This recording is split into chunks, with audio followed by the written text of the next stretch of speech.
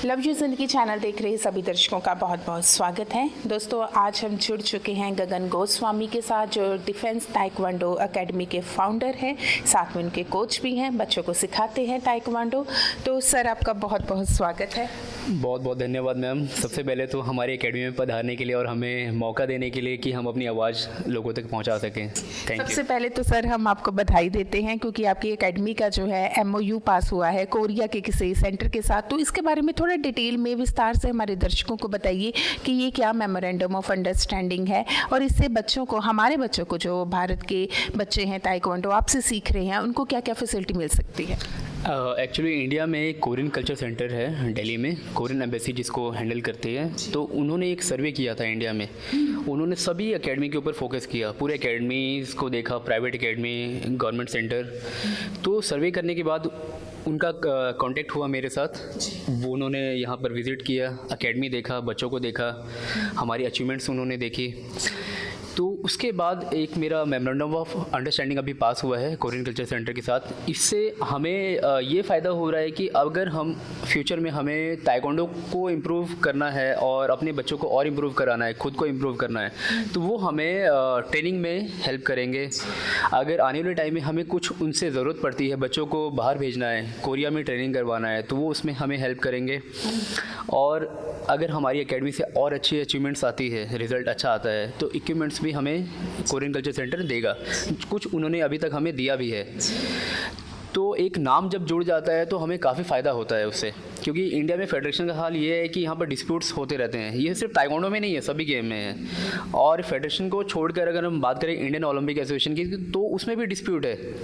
अभी उसके भी इलेक्शन पेंडिंग है, तो बच्चों को काफ़ी सफ़र करना पड़ रहा है। लेकिन कोरियन कल्चर सेंटर के साथ जुड़ने के बाद ये जो एक राह है, ट्रेनिंग की राह और कंपटीशन की राह है, वो हमारे लिए बहुत आसान हो गई है। डिफेंस क्लब के बच्चों के लिए आसान हो गई है कि हमारे बच्चे डायरेक्टली कोरिया जा सकते हैं, जिसमें कोरियन ही हमें सपोर्ट करेंगे, ताकि उनका गेम इम्प्रूव हो और वो फ्यूचर और ब्राइट हो जाए। वाकई ही बहुत अच्छी बात है, क्योंकि ये सारी जो है ना चीज़ें होती है, उसके पीछे मेहनत बहुत होती है। तो आप लंबे अरसे से इस फील्ड में जो मेहनत कर रहे हैं ना, उसका नतीजा है कि आज अपने बच्चों को आप फैसिलिटीज़ प्रोवाइड कर रहे हैं। सर, हाल ही में बच्चे जो है आपके नेपाल में इंटरनेशनल चैम्पियनशिप में भाग लेकर आए हैं, मेडल जीत कर आए हैं, उसके लिए भी बहुत बहुत बधाई। और एक सवाल पूछना चाहते हैं, ये खर्चा सारा कौन करता है? Actually ma'am, there are so many types of international competition, जैसे एशियन गेम्स है, साउथ एशियन गेम्स है, ओलंपिक है। इसको फुल सपोर्ट केंद्र सरकार करती है, इंडियन गवर्नमेंट करती है। लेकिन जो इसके अलावा टूर्नामेंट्स है, वर्ल्ड चैम्पियनशिप, एशियन चैम्पियनशिप और ग्रेडेड टूर्नामेंट्स होते हैं पूरे वर्ल्ड में ताइक्वांडो के, ग्रेड 1, ग्रेड 2, ग्रेड 3। इसमें ग्रेड के हिसाब से अच्छे अच्छे प्लेयर आते हैं। ग्रेड 1 में नॉर्मल प्लेयर्स, ग्रेड 2 में उससे अच्छे खिलाड़ी, ग्रेड 3 में और उससे अच्छे खिलाड़ी, ग्रेड 4 में और अच्छे खिलाड़ी जो ओलंपिक खेले होते हैं। तो कुछ ओपन कंपटीशन है जिसमें सिलेक्शन नहीं होती। एक्चुअली में सिलेक्शन अभी हो भी नहीं सकती, क्योंकि फेडरेशन का बहुत सारा डिस्प्यूट चल रहा है, बहुत सारी प्रॉब्लम चल रही है। तो उसमें खिलाड़ी क्या करें? तो उनके पास एक ही ऑप्शन बचता है कि अपना खर्चा करके एक ओपन कंपटीशन खेले। उस कंपटीशन को खेलने के बाद उनको जितनी भी जॉब्स अभी निकल रही है सेंट्रल गवर्नमेंट की, पुलिस, आर्मी जॉब निकल रही है, तो उसमें वो अप्लाई करने के लिए बहुत इजीली अप्लाई कर सकते हैं। और एडमिशन्स में बच्चों को फ़ायदा मिल रहा है, क्योंकि उनको एक टैग मिल रहा है इंटरनेशनल का। अगर मेडल आ रहा है तो पूरे वर्ल्ड में इनकी रैंकिंग हो रही है। जो जितने भी ग्रेडेड टूर्नामेंट्स है उसमें रैंकिंग मिलती है बच्चों को। अभी अगर मेरे बच्चे का मेडल आया है तो टॉप 50, टॉप 100 में उसका नाम होगा। पूरे वर्ल्ड में जितने भी खिलाड़ी हैं उनको जानेंगे कि हाँ, ये है, इनका रैंक आ रहा है, ये असली खिलाड़ी हैं इस वेट कैटेगरी के।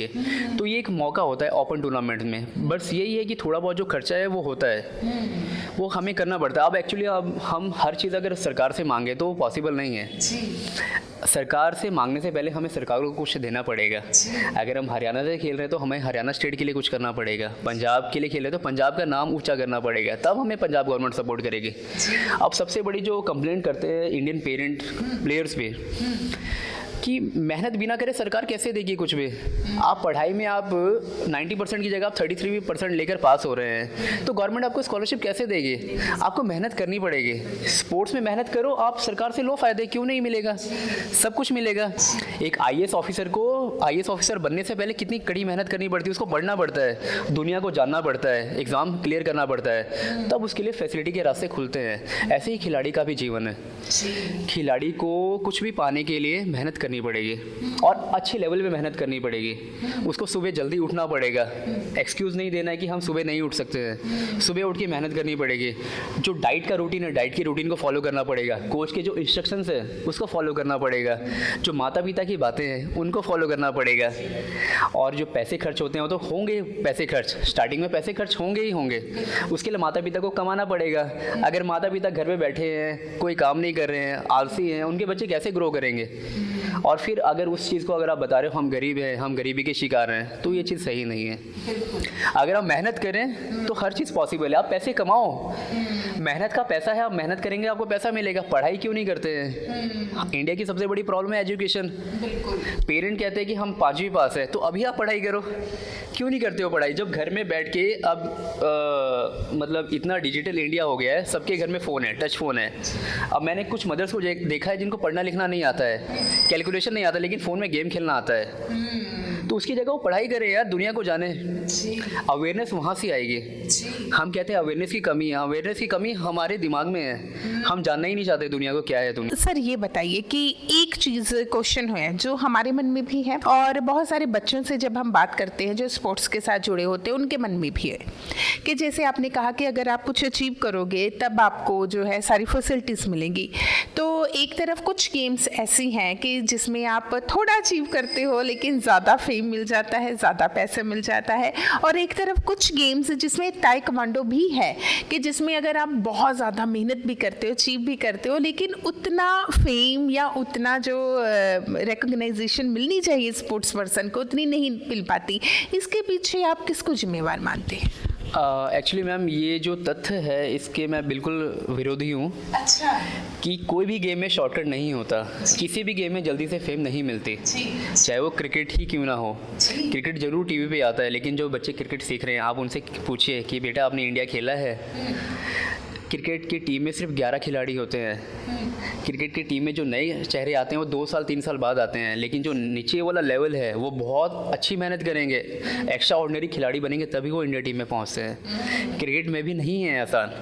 हम सोचते हैं कि क्रिकेट बहुत पॉपुलर है, क्रिकेट में बहुत आसान है, पैसे मिल जाते हैं जल्दी, बट मुझे जितना मेरा एक्सपीरियंस है नहीं मिलते हैं इतनी जल्दी। आपको किसी भी गेम में आगे बढ़ने के लिए मेहनत करनी ही पड़ेगी और एक्स्ट्रा ऑर्डिनरी खिलाड़ी बनना पड़ेगा। और पैदाइशी एक बच्चे में हुनर होता है, उस हुनर को निखारना ही पड़ेगा। आप घर बैठे और पढ़ाई नहीं कर रहे हैं, आप बोलते हैं मैं 1 घंटा जाके क्रिकेट सीखूंगा और मैं राजा बन जाऊंगा, मैं बहुत सारा मुझे फेम मिलेगा, तो नॉट पॉसिबल। क्रिकेट में भी अगर आपको फेम चाहिए तो आपको 10 घंटे 6 घंटे ट्रेनिंग करना पड़ेगा। ऐसा ही हमारी गेम ताइक्वांडो में भी है। तो वाकई इस क्वेश्चन का जवाब एक स्पोर्ट्स पर्सन और एक कोच जो है बेहतर तरीके से दे सकते थे। आप अपनी एकेडमी कब से चला रहे हैं और क्या स्ट्रगल आ रहा है आपको? मतलब जो भी खर्चा होता है, क्योंकि एक अच्छे शहर में इतनी स्पेस में एकेडमी का होना बहुत खर्चा हो जाता है, तो क्या आप सारा अकेले मैनेज करते हैं? किस तरह से ये सारा प्रबंधन होता है? मुझे अभी 12 साल हो चुके हैं एज अ कोच। स्टार्टिंग में बहुत ही मुश्किलें आई। एक एकेडमी को रन करना, बच्चों को सिखाना, अवेयरनेस फैलानी ताइक्वांडो के बारे में, पेरेंट को एग्री करना बच्चों को सिखाने के लिए, तो बहुत सारी मुश्किलें आई। लेकिन धीरे धीरे मेरा जो रास्ता है वो बहुत आसान होता चला गया, क्योंकि ये बहुत पहले स्टार्ट किया, तो उसकी वजह से जो एक अच्छा रिज़ल्ट है मुझे अब मिल रहा है। पेरेंट को चीज़ें समझ आनी स्टार्ट हुई और मुझे बहुत खुशी मिलती है कि जो ताइक्वांडो का लेवल है आज से जो 12 साल पहले था अब वो नहीं है। अब वो कम से कम 60 गुना 70 गुना और ऊपर आ चुका है। चंडीगढ़ में जिस टाइम हमने स्टार्ट किया था उस टाइम चंडीगढ़ में सिर्फ एक एकेडमी थी जिनके पास सिर्फ मैट था जी। और आज के टाइम में चंडीगढ़ की सभी एकेडमी के पास मैट है और अच्छी एकेडमी है, पूरा स्पेशियस एकेडमी है और अच्छी फैसिलिटी के साथ ट्रेनिंग कर रहे हैं सभी बच्चे। और पहले चंडीगढ़ में खिलाड़ियों की कमी थी, लेकिन अब जितने भी गेम्स हैं उसकी तुलना में जो ताइक्वांडो है, सबसे ज़्यादा जो खिलाड़ी चंडीगढ़ में हैं वो ताइक्वांडो के हैं। और जो inter school competition admission Chandigarh administration करवाती है उसमें जो सबसे ज़्यादा पार्टिसिपेशन है वो ताइक्वांडो की होती है। और सबसे ज़्यादा दिनों तक चलने वाला जो कंपटीशन है वो ताइक्वांडो गेम का है जो 15-16 दिन चलता है चंडीगढ़ में। बाकी गेम्स 3-4 दिन में ख़त्म हो जाती है। तो मुझे अच्छा लग रहा है कि फ्यूचर में और ये गेम पॉपुलर होने वाला है, और अभी हो चुका है लेकिन और फ्यूचर में और ज़्यादा हो जाएगा।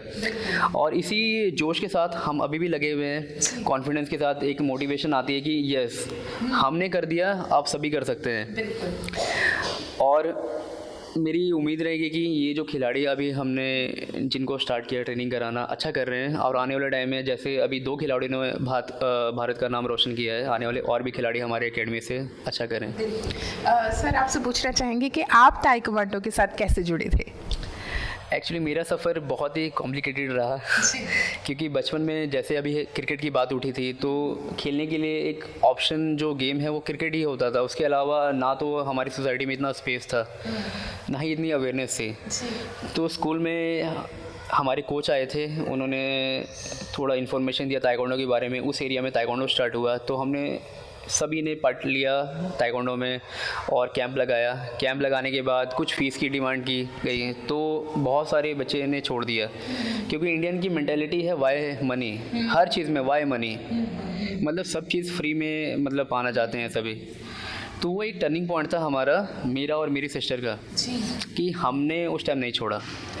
उस टाइम फ़ीस 150-200 रुपये फ़ीस थी, सन 2003 की बात है। तो हमने ज्वाइन किया, और मेरे फादर भी काफ़ी सपोर्टिव हैं क्योंकि वो खुद भी खिलाड़ी रह चुके हैं अपने टाइम के, तो उन्होंने हमें छोड़ने नहीं दिया। क्योंकि जो एनर्जी हम जाके 1 घंटा एकेडमी में लगा रहे थे, वो एनर्जी कहीं ना कहीं लगनी थी, और एट द एंड वो एनर्जी वेस्ट होनी थी। तो इसके लिए हमारे फादर ने हमें एक एकेडमी ज्वाइन कराया, जहाँ पर हमने अपना 1 घंटे का एनर्जी दिया, एनर्जी को यूटिलाइज़ किया। उस एनर्जी ने आज हमें एक अचीवमेंट दी, एक नेम दिया, और उसके साथ साथ फेम दिया। 2003 से लेकर 2022 तक का सफ़र एक बहुत ही उतार चढ़ाव वाला सफ़र रहा, जिस टाइम घर में कुछ नहीं होता था, लेकिन फिर भी हमने ताइक्वांडो किया, छोड़ा नहीं। बहुत सारे मतलब हमें कष्टों का सामना करना पड़ा, पिताजी बीमार हुए, मतलब घर में हर इंडियन जो फैमिली है पूरी इंडिया में, हर फैमिली में आपको एक मरीज मिलेगा जी, बिल्कुल। तो एक यहाँ पर एक प्रॉब्लम ये है कि प्रॉपर एजुकेशन ना होने की वजह से प्रॉपर अवेयरनेस नहीं है, प्रॉपर अवेयरनेस की ना होने की वजह से अच्छी जॉब नहीं है, अच्छी जॉब ना होने की वजह से पॉवर्टी लाइन पे आते हैं काफ़ी लोग जो अच्छा इनकम नहीं ले सकते, और अच्छी इनकम ना होने की वजह से अच्छा खुराक नहीं ले सकते। तो धीरे धीरे उस लेवल को भी हमने चेंज किया है, फैमिली के लेवल को भी मैंने चेंज करने की कोशिश की है, अपने परिवार को भी सुधारा, और आज एक अच्छी लेवल पे हैं जिसमें हमें लगता है कि अगर हमने खुद को चेंज किया है तो सभी कर सकते हैं। मतलब मुझे उन लोगों से बहुत ज़्यादा नफ़रत होनी स्टार्ट हो जाती है कि जो लोग कहते हैं हम गरीब हैं, हम गरीब हैं, और वो इस बात को बार बार रटते हैं हम गरीब हैं। तो किसी ने इंसान को भगवान ने कभी ये बोल के नहीं पैदा किया है कि बेटा तुम गरीब हो और गरीब ही मरोगे। राइट। मैं उनको एक मैसेज देना चाहता हूँ कि आप मेहनत करें जी। मेहनत करने का कोई लिमिट नहीं है। अगर ये इंसान कर सकता है आप भी कर सकते हो। मेहनत करो, अपने आप को चेंज करो, अपने आप को बदलो, पढ़ाई करो, लोगों से सीखो, अच्छे लोगों से जुड़ो जी। जो लोग आपको उठा सकते हैं उनके साथ आप जुड़ें और खुद को इम्प्रूव करें, अपने परिवार को इम्प्रूव करें, उनको मोटिवेट करें। क्योंकि अगर फादर एक बोल देता है कि हम गरीब हैं, हम नहीं कर सकते हैं, तो उसकी जो आने वाली जनरेशन है वो अपने आप को वही मानती है। तो मैं चाहता हूँ कि अगर आप स्ट्रगल कर रहे हो तो आने वाली पीढ़ी आपकी स्ट्रगल नहीं करनी चाहिए। कुछ मैंने देखा है कि अच्छे पेरेंट भी हैं जो सपोर्ट कर रहे हैं, लेकिन एक टाइम पे आके उनका भी गिव अप हो जाता है। तो एक स्थिति को मैं बोलता हूँ कि एक जो कंडीशन है, सिचुएशन है, वो मत आने दें अपनी फैमिली में। अपने आप को फिट रखें, खुद चाहे गरीब हैं चाहे अमीर है, एक्सरसाइज तो आप कर सकते हैं। परिवार चलाने के लिए और सबको फिट रखने के लिए आप एक्सरसाइज करें, परिवार को भी मोटिवेट करें। जो पार्क है उसमें कोई फ़ीस नहीं लगती, रोड पे कोई फ़ीस नहीं लगती, आप वॉक करें, रनिंग करें, कुछ एक्सरसाइज करें। अगर आप किसी एकेडमी को ज्वाइन नहीं कर सकते, आप सोशल मीडिया है, फ्री में इंटरनेट मिलता है आज के टाइम पे, बहुत सस्ता इंटरनेट है, आप उसमें एक्सरसाइज देखें, एक्सरसाइज करें। आप फिट रहेंगे, लोगों को फिट रखेंगे, अच्छा सोच पाएंगे, दिमाग भी फिट रहेगा। सर की बात को सुनकर ना एक बात याद आती है मुझे, कहीं पर मैंने लिखा हुआ पढ़ा था कि वहाँ पर लिखा था कि बुरी बात ये नहीं होती कि आप गरीबी में पैदा हुए हो, बुरी बात ये होती है कि गरीबी में मर गए, कि हमने कुछ ज़िंदगी में किया ही नहीं, अपनी स्थिति को को सुधारने के लिए। तो सर ने एक बात बहुत अच्छी कही है कि स्थितियों को सुधारने की ज़्यादातर जो रिस्पॉन्सिबिलिटी कह लो वो हमारे हाथ में होती है। जैसे अगर हम चाहते हैं कि फिज़िकली फिट हो तो ठीक है, अगर हम किसी एकेडमी को, जिम को नहीं ज्वाइन कर सकते तो पार्क, सड़कें, घर तो है ना हमारे पास, हम अपनी बॉडी पर वर्क तो कर ही सकते हैं। ठीक इसी तरह से अगर हमारे पास फैसिलिटीज़ नहीं है हमारे घर पर, या हमारे पेरेंट्स ने हमें नहीं दी, तो शिकायत करने की बजाय वो हम तो इस काबिल बन सकते हैं ना कि उन स्थितियों को हम बदल सकें या हम उन फैसिलिटीज़ को अचीव कर सकें। तो सर आपने जो है ताइक्वांडो के साथ साथ जो एक ज़िंदगी का सबक भी आप जो सिखाते हैं, मेरे ख्याल से बच्चों को बहुत अच्छी बात है, क्योंकि ये चीज़ें अगर आप इंटरव्यू में बोल रहे हैं तो मेरे ख्याल से जब बच्चे आपसे सीखने आते होंगे तब आप उनको समझाते होंगे कि किस तरह से ज़िंदगी जीनी है। तो सर जाते जाते हमारे दर्शकों को कुछ टिप्स देकर जाओ कि फिट कैसे रहें। फिटनेस के साथ साथ मैं एक और छोटी सी टिप देना चाहता हूँ। जितने भी ताइक्वांडो खिलाड़ी हैं इंडिया में, आपके पास अंदर बहुत सारी भड़ास होगी फेडरेशन को लेकर, एसोसिएशन को लेकर, इंडियन गवर्नमेंट को लेकर, लेकिन इंडियन गवर्नमेंट कौन है? इंसान है। एसोसिएशन कौन है? हमारे जैसे ही इंसान है। आपको रिस्पॉन्सिबिलिटी लेनी पड़ेगी आने वाले समय में, क्योंकि आपके पास कंप्लेंट का भंडार है। आप रिस्पॉन्सिबिलिटी लो, आप एसोसिएशन बनो, आप फेडरेशन बनो, आप सरकार बनो और अच्छा करके दिखाओ स्पोर्ट्स में। मैं आपको सैल्यूट करूँगा। कंप्लेंट करने की बजाय आप मेहनत कर दो। अगर आपको लगता है सरकार नहीं चला पा रही, आप आने वाले टाइम में सरकार बनो। मैं बहुत खुश होऊंगा, और जैसा आप लोग अभी अच्छा कर रहे हैं, अच्छा करते रहिए, फिटनेस करते रहिए, लोगों को मोटिवेट करते रहिए और ख़ुद को भी बदलिए। और जो आने वाला समय है वो आपका है। आपको ही सब कुछ चेंज करना है। कोई और हमें करने नहीं आएगा चेंज। हमारे घर पे कोई भी पैसे देने नहीं आएगा, हमें कोई खुराक देने नहीं आएगा। आपको खुद को मेहनत करना है और समाज को उठाने में आपका सबसे बड़ा रोल है। जी, और ये पॉजिटिव थिंकिंग का नतीजा है कि जैसे सर ने कहा कि कंप्लेंट्स मत करो, आप खुद करो, कुछ बनो और खुद उस चीज़ को अचीव करो और उसके बाद दूसरे लोगों को फैसिलिटीज़ देनी स्टार्ट कर दो।